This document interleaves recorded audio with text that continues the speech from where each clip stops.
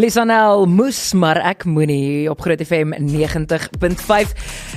Ons gesels nou al die hele oggend oor helde in ons gemeenskap. Mense wat 'n verskil maak, mense wat hulle moue oprol en of dit nou 'n glimlag is of dit nou daar's soveel boodskappe en ek beloof ons gaan regtig probeer kyk of ons nog voor die einde van die program daarby kan uitkom. Because this is what we do today.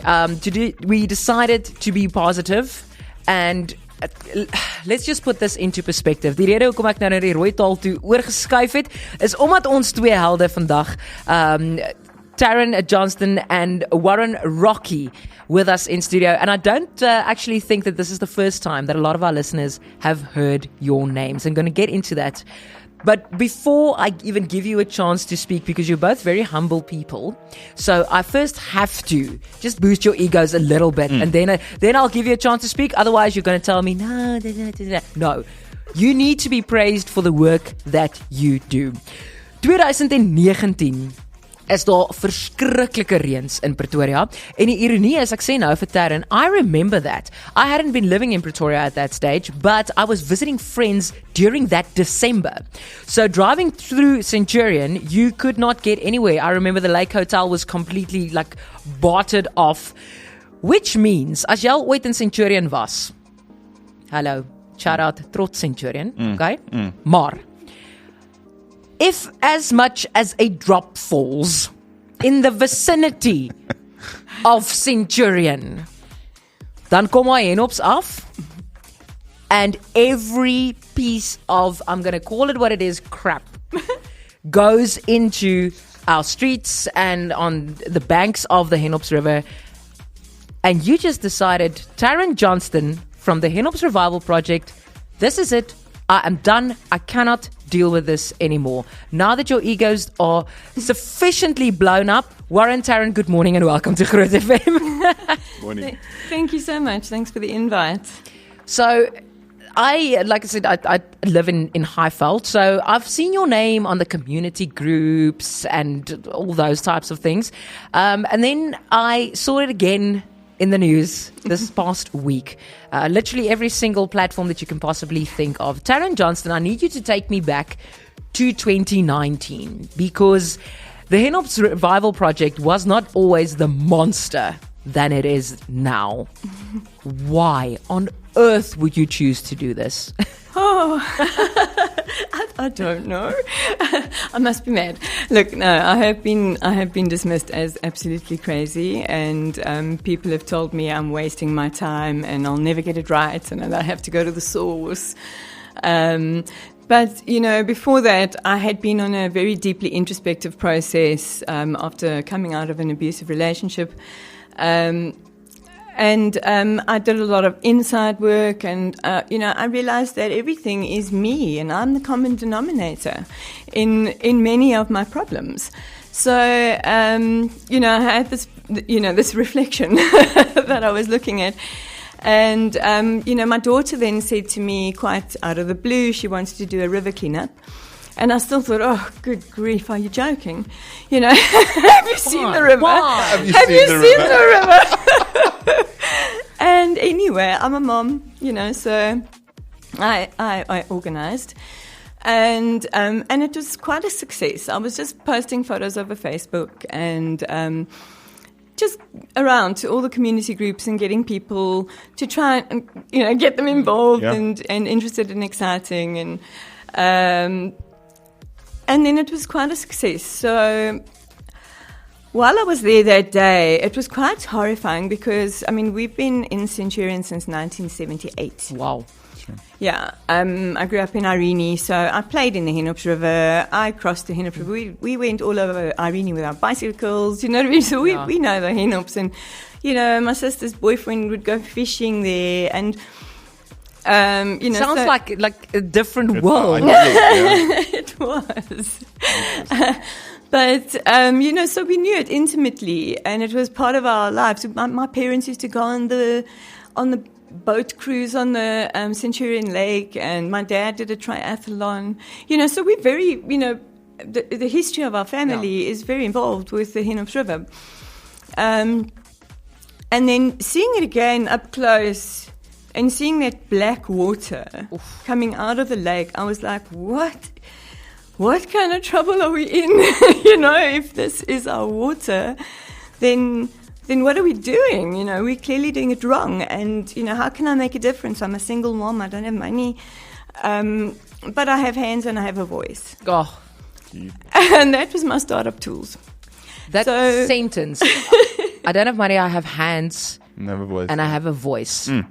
If every single South African could have that mindset, sure, we would not only change our country, we would change the world. And that's how then the Revival Project was born. Yeah, so I made a commitment to do community cleanups every 2 weeks, and I was in there. I was with my waiters, and I was right in there. And people were like, "This woman is cooked," Yeah. And, maybe I am still, I don't know, but I had made a commitment, and not just to the Hennops River, but to water, because that's our life source. Yeah. We are nothing without water, and if our waterways are in that state, then it is a really a great mirror. Wow. In terms of like how broken our society is and how toxic our society is and what is going on in the world. And I was like, well, I have to do what I can do where I am. And so that's sort of like how it organically evolved. And we, I remember being in the river and people were saying, "Tarryn, you've got to come to this meeting." And I was like, "Meeting? What meeting? I don't know. I'm here to clean up the river." I'm cleaning the river. What are you talking about? But, you do have to go to the meetings and you do have to understand more. And I remember going to, actually at one of our cleanups, the acting director of the wastewater treatment plants arrived with a big flower hat, and she came hands-on and to help us. And sure. I met her, and she was so awesome. So, we built a relationship just there. And I asked her, can I please come and see what's going on at your plant? Just so that I know. And she was like, absolutely. And I had to get myself PPE and all the, the gear to go inside there. And I saw, and she took me right around everywhere and showed me everything, which was really good, because then you get more of an insight as to what they are dealing with as a result of us flushing everything that shouldn't be flushed down the toilet. Exactly. Yeah. And this was interesting to me because when I reached out to you, Tarryn, and invited you to come on the show, you were like, please, can I bring Warren along? So clearly, Warren Rocchi, you are a pillar within this fight to not only clean up our river, but also clean up our complete environment and our community. How did you and Tarryn meet? How did you get involved in this absolute cuckoo's nest that we call the Hennops River Revival? So if I go back, I think I saw some of what Tarryn was doing on Facebook, and it definitely called out to me and it appealed to me. So a little bit of background: I was a Boy Scout when I was younger, and I honestly lived the most wonderful childhood. Oh wow! And I remember distinctly doing a lot of activities in, I think it was mainly the Crocodile River. A friend had a farm there. We used to make rafts. We used to sleep on the banks. We used to catch crabs. Even when I was at Happy Acres, the kids' camp, we used to catch crabs and play in the streams.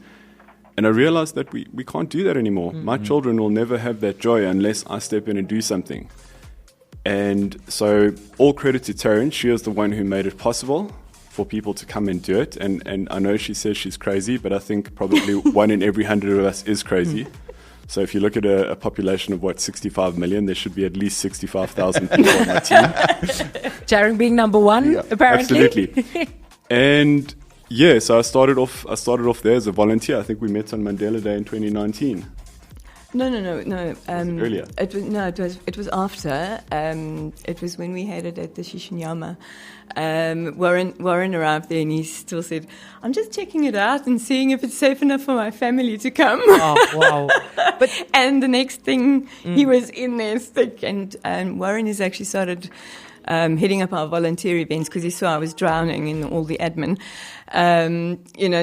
We've been creating jobs for people that are unemployed and on the streets. Yeah. And so Warren said, "Look, if there's one thing I can do, I can help you with this."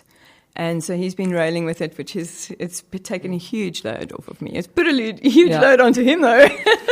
We have to talk about what the project does for job creation and for hope in the community. And we're going to be right back for that. En van my kant af, in elk geval, net wake up en begin 'n verskil maak, want jy kan. And with us in studio, two people that are proof of that. Welcome to Groot FM once again, Tarryn Johnston and Warren Rocchi.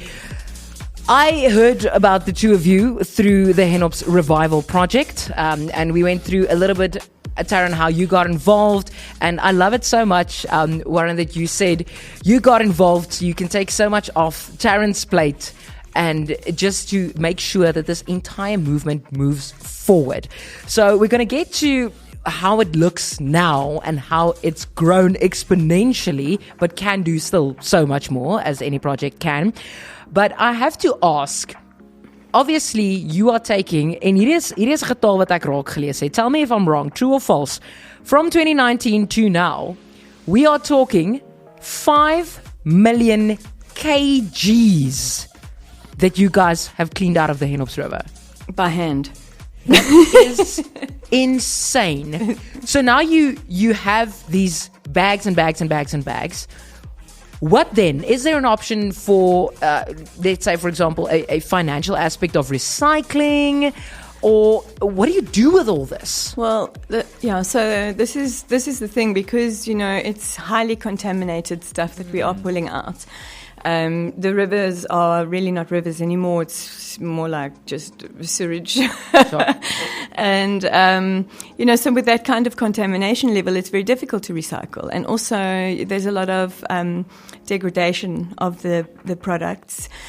So they're almost beyond recycling. Wow. Which is sad. So most of that has gone to landfill. But just recently, I was actually very irritated. We had a huge mountain of polystyrene that had formed or gathered just beneath the highway in Doringkloof. And we went there to do a big cleanup. We removed 3,000 bags in 3 days. It was insane. Yeah. We didn't even get into the water. That's insane. I know. That was just on the one bank on the one side, and we didn't even finish. But, driving home from there, I got a sidewall puncture from a pothole. And I was like, are you serious? And I was really irritated, and I said, can't we just use this rubbish to fill the potholes? And I went off to builders, and I was like buying every solvent under the sun and doing all sorts of experiments in my garage. And then suddenly I was like, oh wow, this is paint. And so I started painting my wheelbarrow and my gates and my my bride. I just want to get this right, Tarryn. I thought someone put you up to this idea.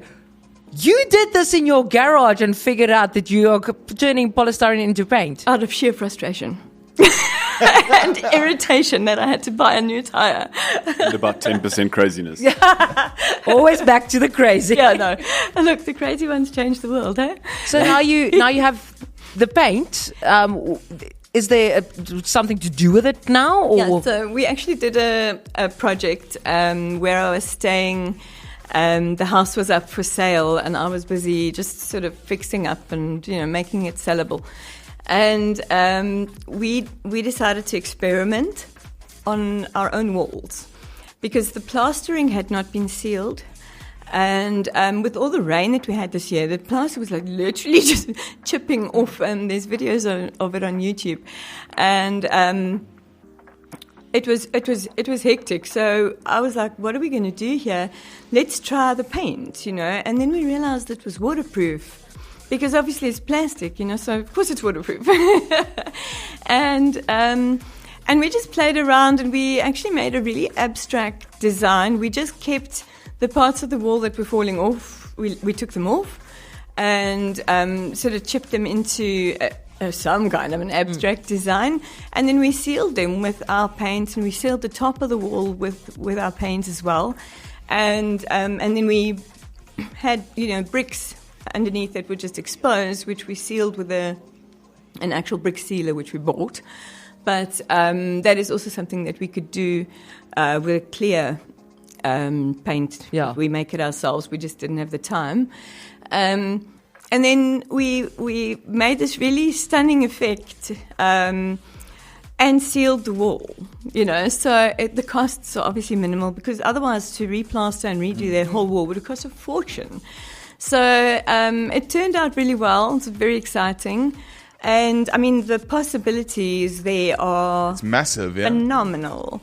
Yeah. Imagine if you could buy a recycled Hennops paint from your local hardware store. That's incredible. Exactly. To think that, and then obviously your input costs are so low because you're essentially getting your core material semi for free. It comes down the river at you. I have to pay people to take it out. Sure, but I mean, it comes down the river. At least it's not they have to fly it in from another country or get it from a farm somewhere, or a mine rather. Yeah, I think that's a very important point that you actually just brought up there, Tarryn, because let's be honest, and we're going to get to this right after the news, because I think a lot of community projects have this challenge.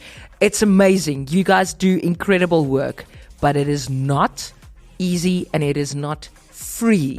At the end of the day, you are a non-profit organization, so everything you make, you push back in, or you make paint. And that is just, it's still blowing my mind.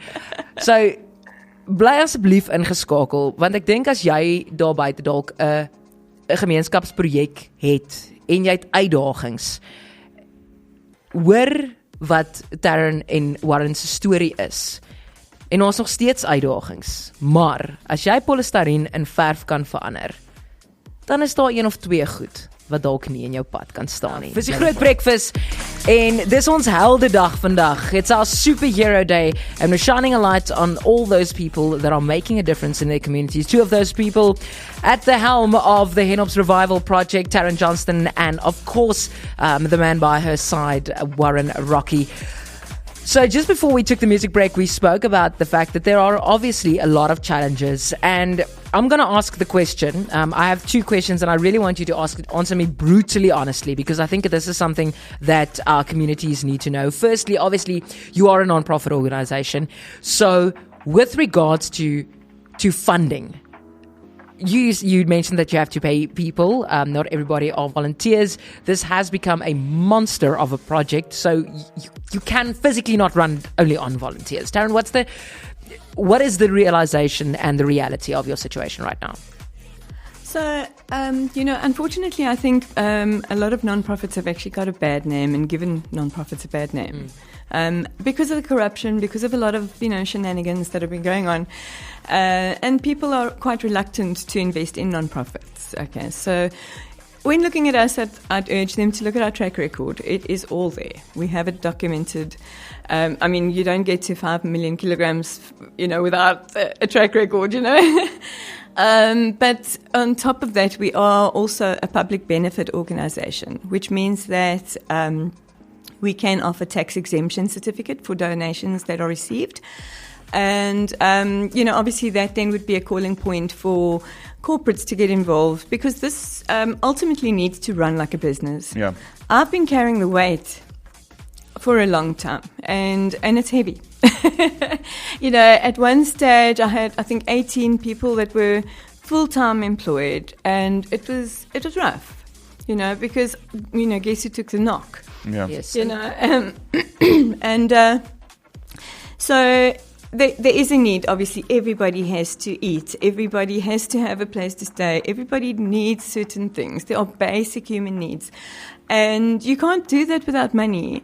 I by some miracle, have been very blessed, where I've had minimal expenses. I've been staying for free in a friend's house up until it was sold, where we did the wall. Yes. And then I had to move. And now I don't have a place to stay. I've got a temporary solution, but I don't have money either. But yet you still get into that river. Incredible, yeah. Charonike, let's put it bluntly that Tarryn actually pays everybody before she pays herself. She's gone many months foregoing a salary for her. Now, this is a full-time thing for her. So for me, I'm a volunteer. I'm still working. and that's fine because I've got income coming in. She doesn't, and she pays other people first. And that is something that I've tried to encourage her as best I can to not do, because the river's still going to flow irrespective of whether she's here or not, but she needs to look after herself and her family first. And I think that's something that we all do, is we put the river ahead of ourselves. It almost consumes you. I've given him a lot of warnings. I'm like, dude, I guess you need to be careful not to let that happen. happen. But as far as organisation goes, when we do these, when we do receive public donations and that, she's got everything in order: our BE certificates, tax certificates, ART pins, or what are the tax clearance pins. Yeah. She's got everything, so we are really set up for that. The Hennops River obviously runs through Tshwane. Obviously part of the Tshwane Metro. Obviously governed by the municipality. Talk to me about the relationship and support.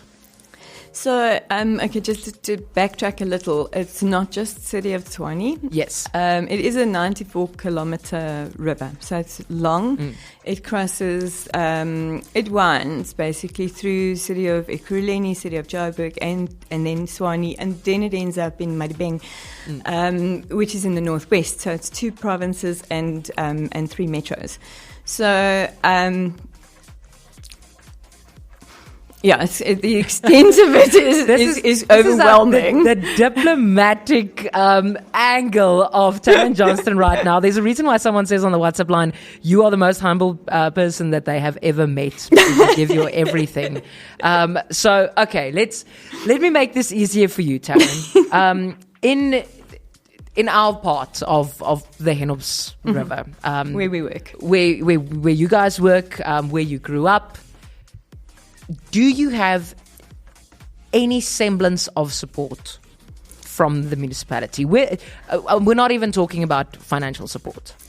No financial support. We have had an MOU previously, which was for 3 years. It expired in March of this year, and nobody wanted to renew it. I approached them. I did speak to them and say, guys, it's coming up for renewal. And they appointed another NPO that started to do cleanups on the Hennops, and it's a volunteer organisation, so they cannot do it on a daily basis. So we've been pushed aside, almost nullified, which is quite interesting because we've done an amazing amount of work. And when we did have the MOU, we had a seamless relationship, and it was only when we started sort of butting heads that I realised it was because I was standing up for myself and not allowing anyone to bully me. I think what's important also is, if you're listening right now, we know there are a lot of NPOs out there, and this is definitely not a situation of playing different organisations up against each other. We're all trying to, at the end of the day, achieve the same goal to clean up our city. So I think that's what. Just one of the many challenges, obviously, that you face, I think one of the bigger ones. But still, just like Warren said, yet the crazy keeps bleeding through and flowing like the Hennops. Talk to me about the revolution. So the revolution is really just like an evolution, but with regards to the river and how we've grown and how it's evolved organically from where we started. I mean, as a single mom doing a cleanup for her daughter into a full-blown business and beyond, because we've still got more plans. We want to evolve the whole thing, or river-volve. So that, I can remain the heart of the organisation, but the business people can do the business because I'm too soft. So I get taken advantage of a lot, and I do a lot for free, like Warren says. I've sacrificed my whole life, I've given everything that I've got. I've faced many times where I just want to chuck it all up and, my one friend said to me, Tarryn, you've got 3 choices here. Give up, give in, or give it all you got. And I was like, sure. here we go again. So that is the sound of inspiration. Dit is hoe inspirasie klink hier op die Groot Breakfast. Saam met ons in die ateljee, ons gesels gemeenskapshelde vanoggend. And two of these heroes are definitely Tarryn Johnston and of course Warren Rocchi. We spoke a little bit about the revolution before we took the break, but then I also, as we were reading up on what you guys do, I came across an organization that I wasn't completely sure how it fits in. Tell me about Deep Water Movement. So Deep Water Movement was me realizing that our water problems don't start and end at the Hennops. And Hennops Revival is very Hennops. And I wanted to go further. So I wanted to expand and I wanted to think of a name, but I was like, I needed to mean something, and I needed to touch people. And so it was firstly because we are in deep water, quite simply. Yes. But more importantly... Deep sewage, yes. More importantly, deep water, the water that runs in each and every one of us. That's the water I want to reach with the Deep Water Movement. Oh, that is incredible. So I wish we had so much more time because I think people have to know what incredible work you do. And I really hope that we touched on it a little bit, at least in the conversation. And what is next? What are you guys busy with doing now? Because I'm sure people are sitting on the edges of their seats and, Centurion, ek praat met jou. Asking how they can get involved. Yes, asking how they can get involved. What's coming up for you guys? What are you busy with right now? Okay, Warren? Absolutely. This is really where the fun part starts because I love getting actually my hands dirty. We don't like admin, we like cleaning. And there's actually something very therapeutic about it when you start on a patch of ground and you clear it up and you unwrap the plastic off a tree and say, okay, now you can breathe. Off. It's the most amazing feeling. And when you look back at the end of an afternoon and the whole bank is sort of clear and we've got a whole pile of bags on the other side which are going to be collected later and yes, sadly go to a landfill, but they're still out of our waterways and we know that's permanent. That is a great feeling.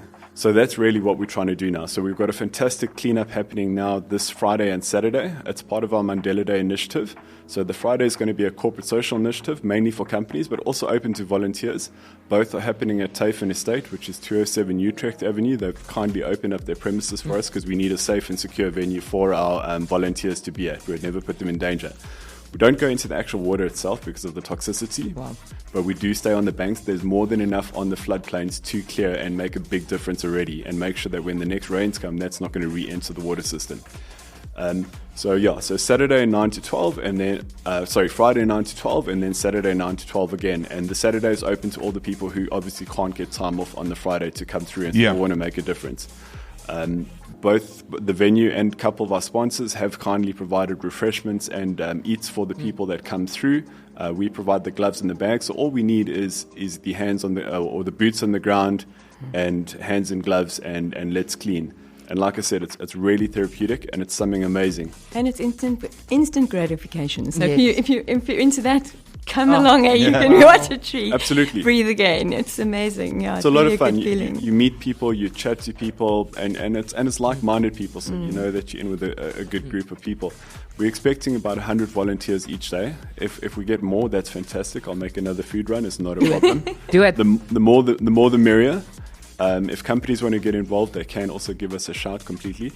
And then the next thing we wanted to talk about is our Clean Up in a Box campaign. So this is something that we've actually done a soft launch on already, and we're hoping to get this countrywide, which is essentially where the deep water movement comes in. So we're not just cleaning the Hennops.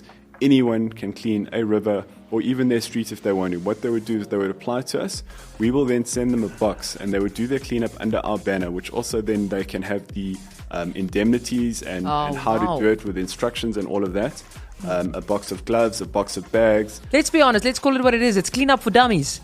Absolutely. 100%. How to clean a river. Number one, Yes. show up. 100%. And we're looking to partner with one of the companies that does these collection boxes or whatever so that we can post it to them and hopefully, not have to endure the cost ourselves. We have reached out to a couple of them already. We haven't had any responses yet, but we're hoping that we will. And then essentially, anyone in the country can actually do a cleanup. And then what we'll do is we'll help amplify them. We've got graphic designers who are also assisting our NPO. They'll do the flyers for you. We'll broadcast it on our WhatsApp group, which we've got this fantastic WhatsApp group.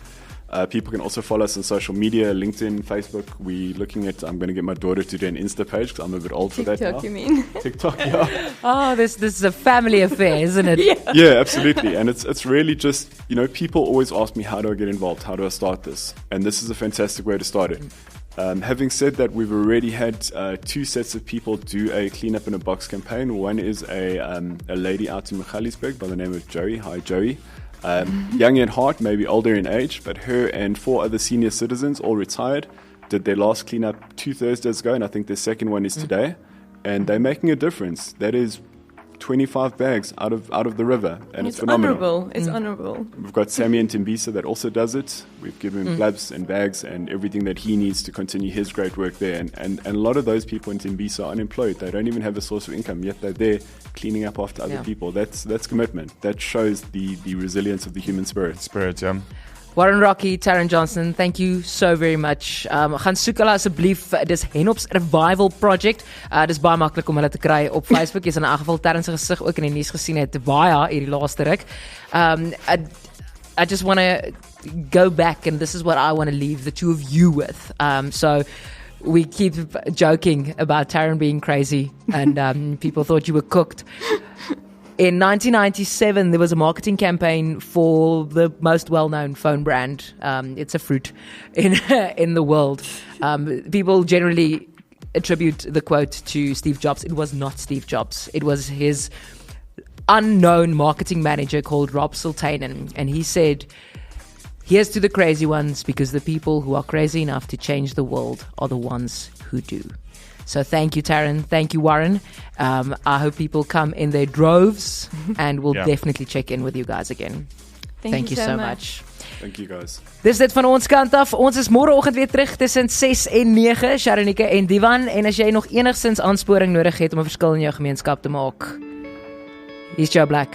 Jou tyd is nou. Groot FM 90.5